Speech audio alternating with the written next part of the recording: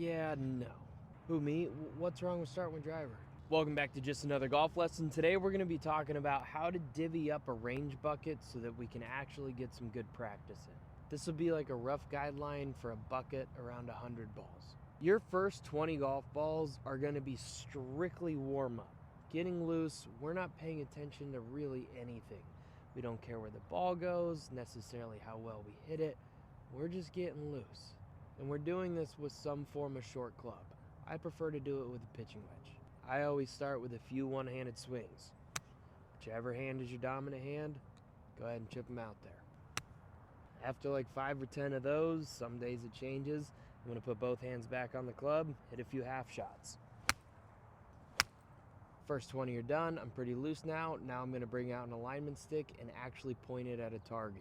First target I'm going to choose is going to be something in between 50 to 130 yards. I'm going to start off with a wedge. I always do. I don't know. Those green barrels are roughly 130 yards. When I go to practice, and what I highly recommend for you is I'm at least 20, maybe 30 balls into a range session before I even consider judging my swing or how the ball's flying, where it's flying, you name it. I see all too often you get on the range and you're 2 balls in and you're already made up your mind, oh, I'm gonna hit it like shit today. It's called a warm-up for a reason. You're warming up. Those 20 balls are done. Now I'm gonna move up to a mid-iron. Today I chose to grab a 7-iron, so I've changed angles to those red barrels over there. Those are gonna be my next 20 balls. Now, if you hate hitting the same club 20 times in a row, that's totally fine. You can pick that target and hit 2 different clubs at that target at the exact same time. So for this 20 ball stretch, if I wanted to go every other ball with a 7-iron versus a 6-iron, there's nothing wrong with that. It's actually probably a pretty good way to practice. Those 20 balls are done. Now I'm gonna move up to a long iron. That's gonna be my next 10 balls. Not 20, 10. Why am I only hitting 10 balls with a 4-iron?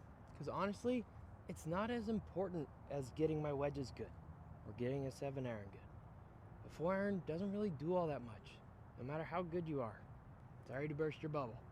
It only needs to be relatively okay.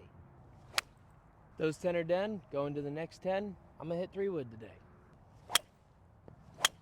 Now we can move to driver. See how late driver comes into play? Honestly, most days that I practice, I only hit 5 drivers. Maybe 10 max. If you need to up that because you're struggling with your driver, be my guest. But the next 5 balls with driver. And with however many golf balls are left at the end of the bucket,